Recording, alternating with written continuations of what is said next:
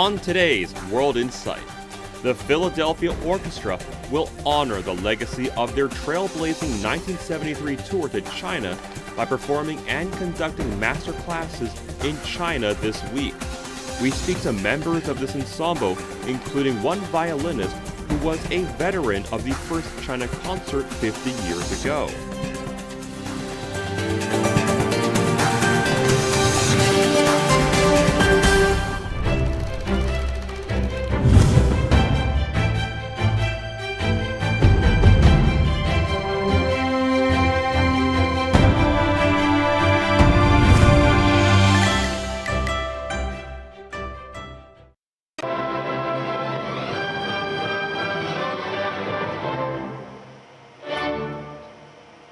An epic concert 50 years ago still resonates today. In fact, as we come to understand the nuances of history, people are appreciating and respecting the guts and wisdom to those who made it happen.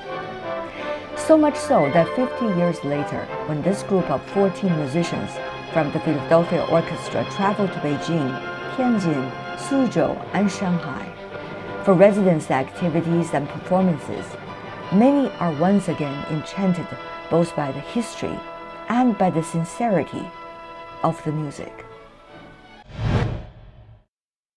So wonderful to see you.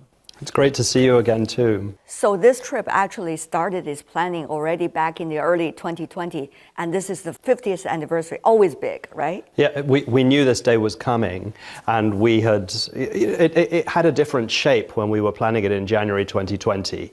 We were going to come in May for a full orchestra tour, and the anniversary actually took place just a few weeks ago. So here we are.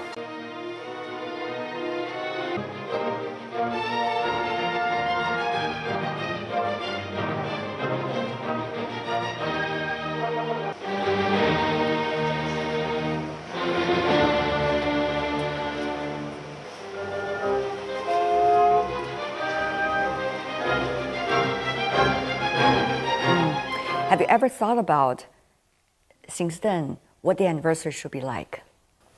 We thought a lot about how to commemorate this important moment in world history and cultural history, musical history, and also geopolitical history. Ultimately, what we realize is that all of us involved in the Philadelphia Orchestra, all of us involved in the arts and culture between our two,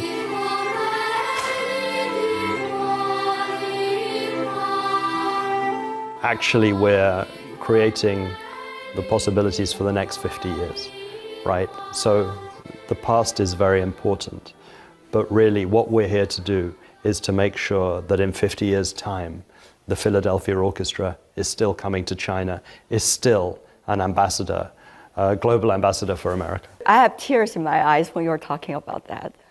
What you're experiencing is also what audiences experienced in 1973, and in all of our visits. And you see people with tears in their eyes. I mean, and this is why what we do matters. People who never experienced it will not be able to tell the significance of it. And we are at an important crossroad. And responsibility of the Philadelphia Orchestra actually is tremendous this time when you see the enthusiasm coming from the audience. Back in 1973, how should we imagine how they did it? No cell phones, no instant TV connection that was easy, no satellites everywhere. Both China and America were very different countries. The people of China and the people of America had really no idea who the other was, right? They had not positive impressions, generally speaking. And then the Philadelphia Orchestra landed here. With the support of both sides to make it happen. Everyone, there was a collective will to make it happen, but they had to come and perform the concerts that touched your heart. Look, if it hadn't been a great orchestra like Philadelphia, then you would have enjoyed it, but you wouldn't have had the tears. And that's what you need. So they came here, and Chinese people saw that American people were the same as them. They feel the same things. American people saw that Chinese people were the same as them. Each was humanized for the other. And the musicians of the orchestra went and taught in schools and did master classes and walked around, literally walked around, and made connections that are now multi-generational. One of the most striking things from my visit in 2019 was meeting a senior foreign office official of the Chinese government. He said, in a very gentle way, he said, "Thank you for what you do. It's so important. My parents talked about this moment growing up, the 1973 visit, and now I talk about it to my children, and I can bring them to the Philadelphia Orchestra. Please keep doing what you're doing." Tremendous responsibility, I'm sure you felt. It's an awesome responsibility, but all of us, you too, all of us who are part of it, have a responsibility to ensure that music, the power of music, can be shared. Matthias Tarnopolsky, President and CEO of the Philadelphia Orchestra, has been traveling back and forth between China and the U.S. He told me he cherished every trip and every person the music has touched. Both the presidents of the United States and China have been, over the years, expressed their appreciation of your work. On the one hand, you are not political, but on the other hand, you need to work with these political leaders. So as the head of the Philadelphia Orchestra, how do you keep that balance? We do like to say that we're America's greatest export, and we enjoy saying that. But we don't take sides. We don't support any particular perspective or cause. We firmly believe that music can be a vehicle for dialogue, for understanding, that music can express ideas that words alone cannot convey, and our absence would be more damaging if we didn't do it. 1973, you have a combination of experienced and young musicians. This time, once again, interesting diversity you got of the team performing this time. How do you choose the repertoires to perform, and how these people are becoming such a great combination? You see music by composers that you haven't heard on our stages before. William Dawson, Florence Price, Valerie Coleman, Gabriella Lena Frank, and we now routinely travel around the world with their music, whereas in 1973 we wouldn't have. The musicians of the orchestra, it's a constantly evolving thing, the people who are in the orchestra. And this time, it's so moving because we have Davyd Booth, who's 50 years in the orchestra, and one of his first concerts was in the orchestra was in China in 1973, and he's still in the orchestra, and he's here with us on this trip. You've been traveling for already 2 weeks. This is your third week. Before we start this conversation, you are having a great nap. I was wonderful, yeah. Only a very short one. Very short, micro nap. Yeah, I always wonder, as a team leader, not only you need to support people, to gear them up, how would you make sure that's always likely to be the case? How could you manage to do that all the time? Yeah, you've answered the question though, it's a team. All of us have been working really hard, but also with great enthusiasm, right? For this trip, for example. For this trip, we love being here. We love that it's important. We feel that we're doing work that matters. The musicians feel that we're doing work that matters. So it's a fantastic group of people, and we all lift each other up. It's such a pleasure. It's wonderful to talk to you again, and I love that we're continuing a conversation that we began several years ago. It's great to see you. Let it continue. Let it continue. So good to see you. Thank you so much. Thank you. Davyd Booth is a 73-year-old violinist who first came to China in the year 1973 when he had just joined the Philadelphia Orchestra. It was a dramatic story for him then. But for China and the U.S., it is a story that reverberates even today.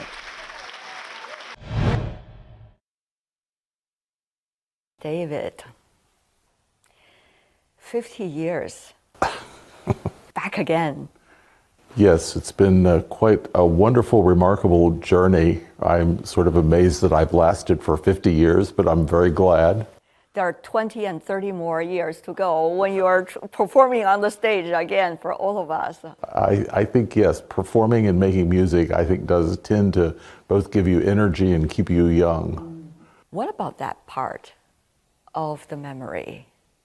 What does that keep on giving you, as a person in terms of an enriched life? Well, there's, of course, the memory of it was my first time taking a trip outside of the United States.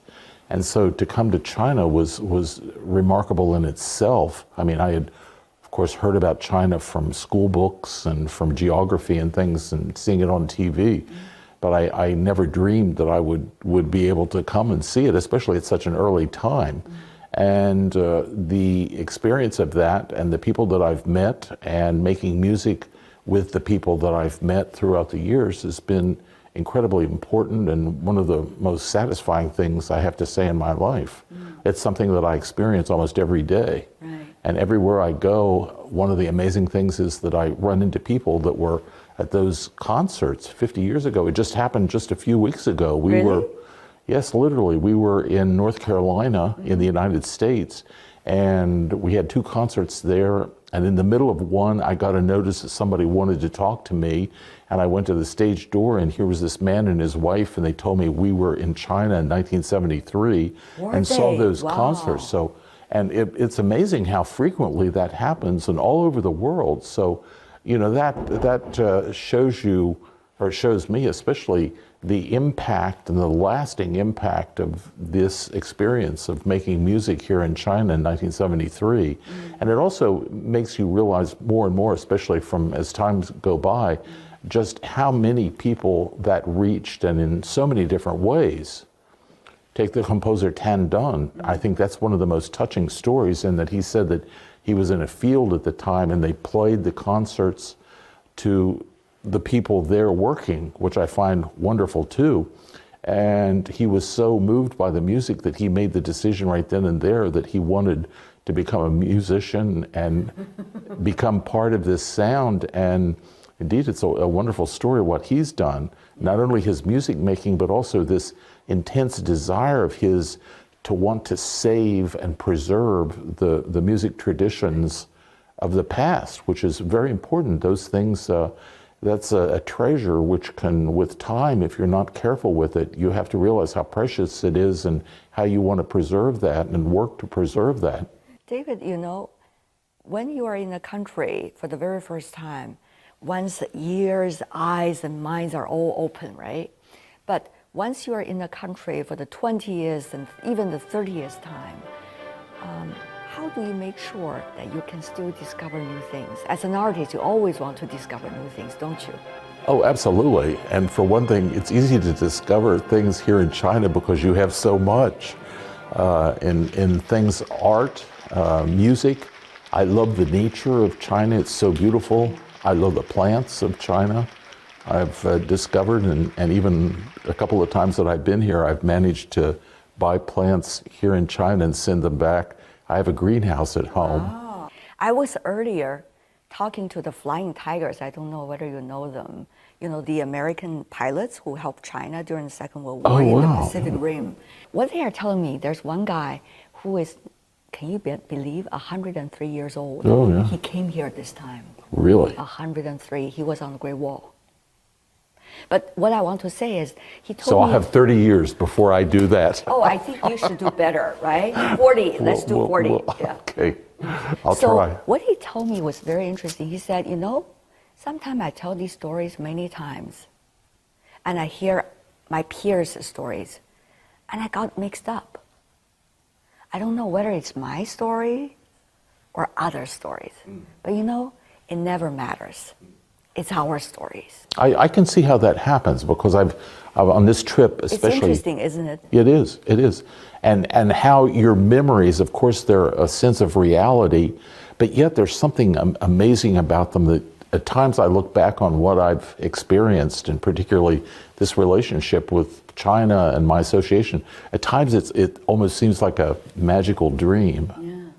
So what about it when there was difficult times, when people were saying, China, China, China, you know? What was it like for you? I think the most important thing that I can say about that is that I strongly, very firmly believe that music transcends problems, it transcends governments. It puts us in a place where, if nothing else, we can escape from that. Music can be a great escape, it can be a great healer, and in an incredible way to deal with perhaps negative issues in our life. Right. Thank you so much, David. Oh, thank you. So thank good you. to see you. Thank so you. good to see you. Among the youngest members of Philadelphia Orchestra's latest tour in China is the orchestra's principal librarian, Nicole Jordan. She is a Philadelphia local and the first African-American woman to join the orchestra as a full-time member. First time in China. First time in China. Welcome. Thank you. There's so much about the history between Philadelphia Orchestra and China. So I guess as a member of it, when you are here, you're so different from just an average tourist or Yes. just an average business person, Yes. right? So how are you digesting all of this? You know, this first-time experience, the 5 decades history. I don't know how I would function in that circumstances. Moment to moment, I mean, just as wide as the streets are and as long as the streets are, is our history. They're so expansive, and it can be really overwhelming when you are just looking down everything and trying to take it all in. But digesting it piece by piece, just being in the moment, being open to experiencing what happened, you know, walking down the street, greeting people, or getting something to eat, trying to get my Alipay to work. That's very important if you want to shop, girl. And I wanted to. So, you know, one of the things people have been talking about is how Philadelphia Orchestra has managed through such a long stretch of time still be there in China. And whether it's rainy days or the sunny days. I mean, when we talk about this, I already feel, you know, very strong in a way because you have companions, right? Yes. Yes. And you feel that it's not you yourself that work, but you have many others around you that also work in that way, that direction. Yes, absolutely. Our music, as David said, music transcends so many things: politics, religion, class, social status. It's something that we all just have feelings for. Music just evokes, it takes us to a place beyond our everyday. And that's how you build connections and bridges with people. David told the story about the people that come up to him and say how transformative and powerful his visit with the orchestra was, his first visit in 1973 was, and how that really is something that it happens so commonly. And I want to have that legacy in 50 years, you know, sitting down with someone and saying,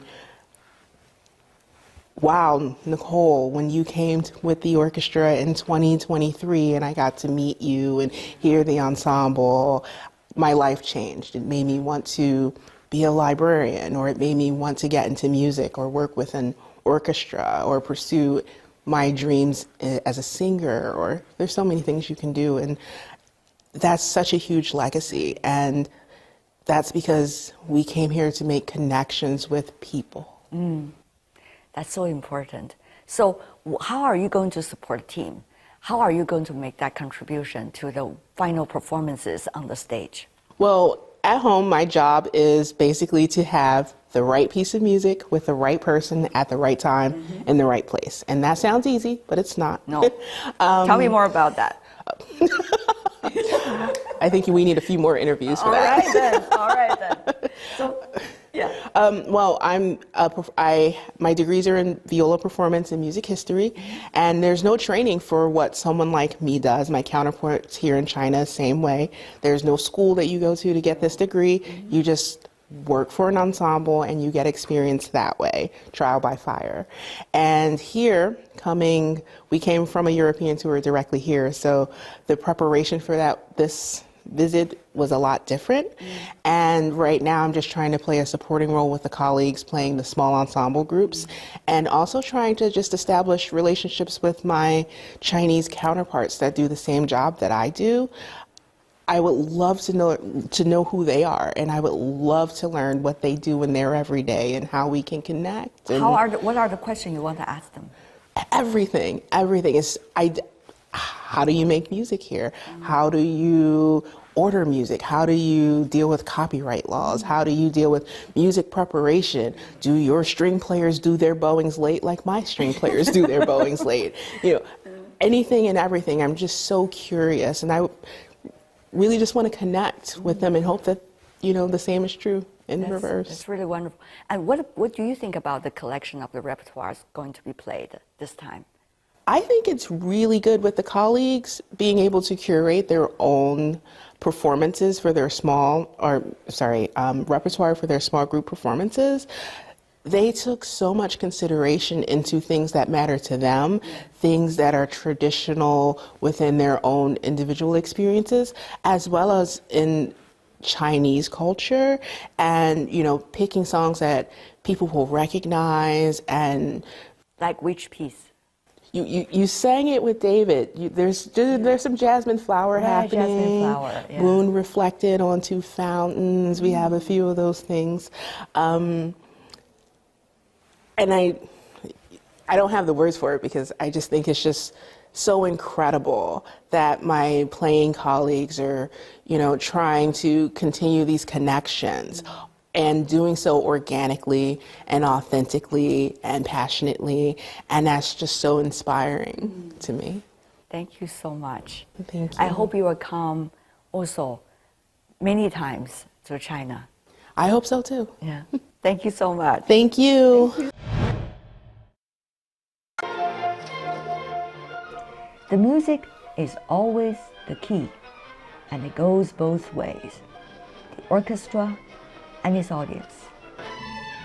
Assistant conductor Tristan Reyes Sherman is also in China for the very first time this year, but he's already fascinated by the ancient poet Li Bai. At the dinner party we met, and you practiced your Chinese with that beautiful Chinese name. Now you got to know what it means, right? Yes. What does that mean? So we have 我姓阙. Now I need to talk more about 阙. Yeah. Because you said it's a grand gate, a grand gateway. It's an ancient grand gate. Yeah. And then 我叫思腾. 思腾. And 思 the 考试. Means thinking. And tongue, I don't have a phrase for tongue. Soaring. Soaring or galloping, as you said. Yes, yeah, both could be okay. Yeah, that's quite a name. Yeah, and I've heard that these characters are a little rare. They are. Yeah. Especially the family name. Xue, very rare. Yeah. But it goes very well with the sound of your given name, Trit. Exactly. Yeah. I think it's supposed to sound like Tristan. Who gave you the name? I believe one of our essential helpers and guides on this trip, Mei Mei, I think she assigned it to me. Oh, that's very nice. It's a very intellectually sounding name. I guess matching your style. But tremendous responsibility for you, I guess. First time after 4 years. Yeah. And within such a complicated environment. Right. And this is a combination of both legendary players like David and young musicians as well. So how would you bring their synergies together? I don't think about it. You don't I think don't about it. You because just do it. the more I think about it, the more worried I get or anxious about it. Because this is also my first time in China, and joining the Philadelphia Orchestra, you are joining an incredible tradition and an incredible legacy. And our relationship with China is its own very special legacy within that. And I can only bring my energy in the moment, day to day, and do my best. But I'm sure you have learned a lot about history at the back of your head. Yes, but I will say, as Nicole mentioned, that I have spent the last 2 months or so learning Chinese, and I'm just starting to realize the thousands of years of history and culture that are about to open up to me as my language skills get more advanced. And we're performing four pieces on Tang Dynasty poems, and I'm just learning about Li Bai, who I'm just discovering is this miraculous, amazing poet. He's phenomenal. Yeah. I'm just very excited because I'm at the beginning of a long journey with this language and with the culture and the history here. It's like the Grand Gate. It's the Grand Gate, the Chue. Family name, the Chue, just opened. Tell me about your niche in a way, because you have Yan, who is of course one of the most well-established conductors in the world. But at the same time, you are also providing a great component to the orchestra. Tell me about how you are thinking about this. Yeah, so I started studying conducting 10 years ago. So this has been a long trip, a long journey to get here. And to my young fellow conductors, they need to know that it takes time. And if you stick with it long enough and you just refuse to quit, things start to open up. And I couldn't believe when I got this job, but I'm just very happy to be a part of this, and we'll see where we go next. Right. You know, one of the things that the Chinese have a saying, it's called let 100 flowers blossom, meaning there has to be a lot of diversity. And when that happens, you know, wonderful things happen. As a conductor, you need to have a 100 flowers blossom. All your ensembles, they need to blossom on their own, but at the same time, they need to bring their energies together. So as a young conductor, how are you trying to do that? I just try and pull as much knowledge from across different disciplines, history, literature, and put it all together and just have it in my brain. It just helps me synergize my music making. Music on itself, it doesn't exist alone. It needs water to flower, it needs its hundreds of flowers. How would you practice, especially the Chinese pieces? The bulk of my work is just at home alone at my desk with my scores, and I just read them. That's how a conductor works at home, right? Just over and over and over again. And I just absorb the sound and the spirit of the piece until it feels like it's a part of me. Which has become a part of you? The Li Bai poem, Qian Jin Jiu. I love this poem and I love the piece. Can you give me a little bit of humming of if it's okay? It's this very soaring, operatic, aspirational melody that I think it really captures this feeling from the poem of you only live for a certain amount of time, so drink up. So I love the spirit of the piece. Enjoyed it. Enjoy it, yeah. It's like all of us enjoy life. Yes. So good to see you. Thank you so much. Thank you for having me.